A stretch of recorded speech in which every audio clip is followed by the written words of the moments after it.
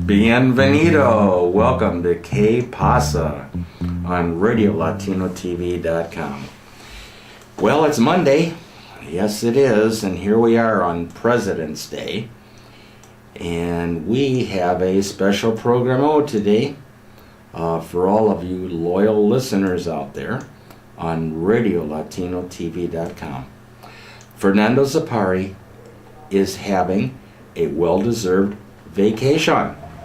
Yes, Fernando is on vacation, and so today we have Me Llamo Daniel Jehl with news and views on RadioLatinoTV.com. Raul, our technician, and we're also today joined by Tim Zink. Tim, you heard him last week, is back again, and he is a IPFW graduate in political science with a minor in journalism and communications. And he is helping us out and doing an outstanding job, as we all try to do here at Pasa. So Tim, welcome. How you doing today? Well, I'm doing all right. Happy President's Day, Tim. We're going to get into the president thing in a minute here, so get ready for that. I'm going to ask you your favorite president. Before we get going here, though, I need to say, and I'm privileged to say that we have John Rogers, attorney at law, bringing you this program. John Rogers, attorney at law, located in Fort Wayne, Indiana, at 444 East Main Street. He covers it all. It's like going into a restaurant and looking at a menu. I mean, John Rogers is a full-service attorney with free consultations, and if he doesn't handle the case, he'll give you information and advice and tell you who else could, or he'll do it. Actually, he pretty much does it. So we're talking criminal cases, immigration questions, for instance, the new family waiver proposal from the Obama administration to help with that, false documents, falsos, documentos, drunk drivings, discrimination issues, divorce cases, auto accidents, you name it, John Rogers covers it. So thank you so much, John Rogers, for bringing us this program today, Pasa, on President's Day. Okay, Tim, where do you want to start here? On Mondays, well, before, would you like to say? Go ahead, Tim. No, go ahead. Okay, I was going to say first, we have a good time here. This is all entertaining program, informative, and our goal is to provide information, news, cover issues, and express views and opinions. On Mondays, what we normally do here is recap the weekend. I mean, we haven't been on the air since Friday, so we've got a couple days to catch up on. So, Tim, let's start with that. Whitney Houston was buried. What an entertainer she was. According to Reverend Al Sharpton, I still think this was the best quote I have heard in all the hours and hours of media attention regarding Whitney Houston, and she deserved them all. Reverend Al Sharpton said, "She had a voice that could only come from God, and she started as a gospel singer, modeled her singing after Tina Turner, broke color barriers all along, while taking music to new levels. The only glitch, the funeral was in Newark, New Jersey. Her ex-husband showed up, Bobby Brown. Do I get the name right? Yeah, you did. Okay, I think they were married for 15 years, and they are no longer married. That was the only glitch in the funeral service, because he brought an entourage, and there wasn't enough room for all of them. It's like, there's always a problem, isn't there, with any event? I don't care whether it's the Super Bowl or a funeral or a wedding or whatever. There's always one problem. And actually, that's a minor problem because they pulled this thing off fantastically. I watched the Kevin Costner speech at the funeral. Kevin Costner was in the movie with her, The Bodyguard. Yep. It's called The Bodyguard. Wow, what a tribute he gave.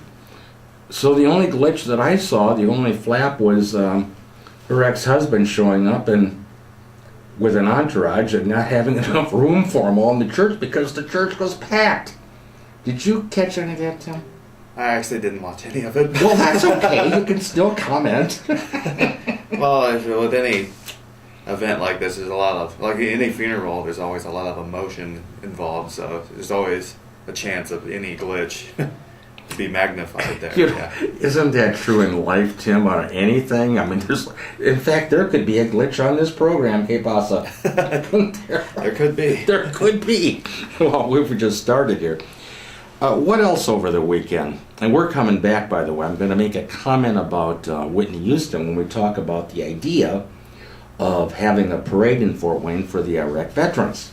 So we'll be coming back to her. Her life is over as we know it, but her music will continue forever. And I grew up with her, and she was outstanding. Over the weekend, Muhammad Ali turned 70. At Las Vegas, he attended a fundraiser, his own fundraiser, that he began years ago, called Keep Memory Alive, The Power of Love, in Las Vegas. It was the 16th year in a row. Muhammad Ali showed up. Boy, I remember the Thriller in Manila with Joe Frazier. Wasn't it Joe Frazier and Muhammad Ali? What an outstanding boxing match that was.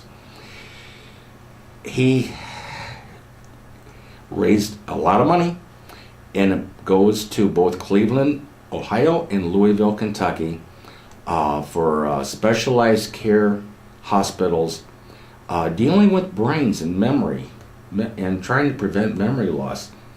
And as I get older, I can appreciate that. It's very important, and Muhammad Ali just keeps on going. It's unbelievable.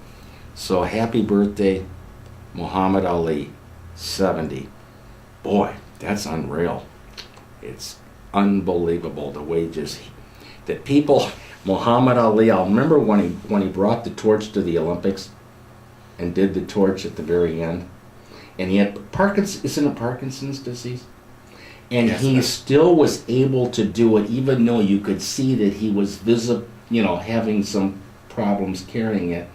It was almost a tearjerker. Actually, it was a tearjerker. So congratulations, Muhammad Ali. Keep on going and keep doing all the great work you're doing out there. Well, today, Tim, is somebody else's birthday. Her name is Rihanna.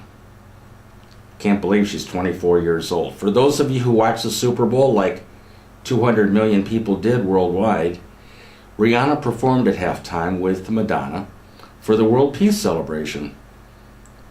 24 years old. Well, happy birthday, Rihanna. Is it your birthday, Tim?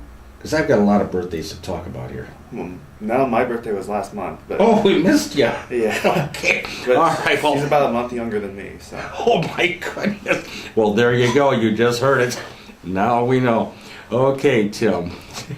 Thank you for that, really. Rihanna, happy birthday, seriously. You did a great job at halftime with Madonna, and I think Madonna, #1 rated all time, Super Bowl halftime performance. Outstanding. Today's President's Day. Tonight on CBS, there will be a documentary on ex-President William Clinton. President Barack Obama is in his 4th year as president today and running for re-election. And we've had, well, you're a political science major, Tim. Mm-hmm. How many presidents have we had here in the United States?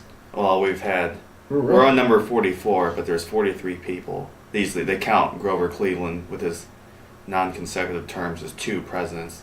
They count as the 22nd and the 24th. So 43 people, but number 44 is Obama. So would Barack Obama be number 40? He's number 44. 4. Mm-hmm. Well, I like that number. That's one of my favorite numbers, 44. Okay, so Barack Obama's number 44. Well, we already know that George Washington was number 1. Yes. And we've had many since. Mm-hmm. Before I tell you my favorite, I'd like to hear yours. Mine? Yeah. Oh, okay. Well, Mhm. my favorite, I mean, it's not going to be too surprising because it's a pretty common answer, but my favorite's Abraham Lincoln. I mean, I've always had a fairly emotional connection to him from his past, from his upbringing, to his value set, to how he led the country during the Civil War, and what he did during that time. He's adjusting the mic here. Oh, that's our only glitch, Tim, of the program. We're only allowed one. It had nothing to do with you. We had an adjustment of the microphone here. Well, I'm a kind of quiet guy. I might need to raise my volume. Are we okay now, Raul? Raul gets us. Raul is like the Energizer Bunny here. He keeps us going. Okay, the engine that fuels us here. And by the way, that brings up another topic which we will not discuss today. It's the price of gas. We'll not talk about that today, but we will this week. Tim, Abraham Lincoln. Let me say something about that. About 4 weeks ago, in the same chair you're sitting in, we had Mayor Tom Henry. And I asked him the very same question. Mayor Tom Henry of Fort Wayne, Indiana. For all the listeners throughout the world, I need to explain this. He's the mayor of Fort Wayne, which is our home headquarters here for Pasa. He said the same thing you did. And he said even though he was a Republican, now Mayor Tom Henry is a Democrat. Yeah. He said that's one of my favorite mayors, Abraham Lincoln. Trying to think who else he said, but I'm pretty sure it was Abraham Lincoln number 1. How about number 2? Number 2? Oh, that's a tough one. It would either be Thomas Jefferson or Theodore Roosevelt. I just thought of Mayor Henry's number 2. I need to interrupt you, Tim. And no, why don't you explain first, and then I'll tell you, because I don't want to steal your thunder here. Oh, okay. Well, what do you want to know about me? Okay. All right. Well, I mean, I like Thomas Jefferson. I mean, it's one of my favorites. I mean, I like some of his. I know he had some flaws. I mean, but some of his political leanings, his ideology, like in his role for starting this country, as much as for what he did before he was president as it was after.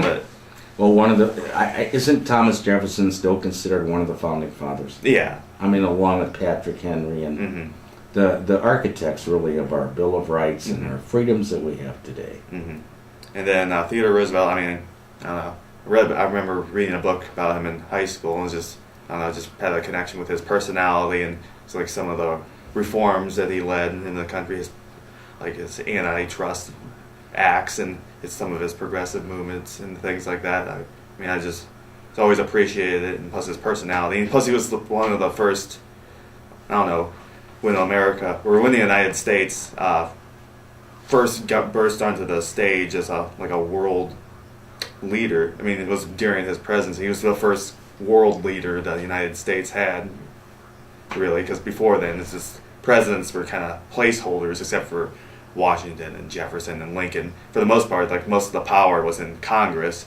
and he was the first one to have more power in the presidency. And he started chatting with the people, too. And he emerged on the stage as a world leader. And when you think of, here's one president before him who was not a favorite, would be like Herbert Hoover. I mean, the guy was the president during the Depression, and we had a Depression. He didn't prevent it. He didn't solve it. And he's not up there on the pecking order of great presidents.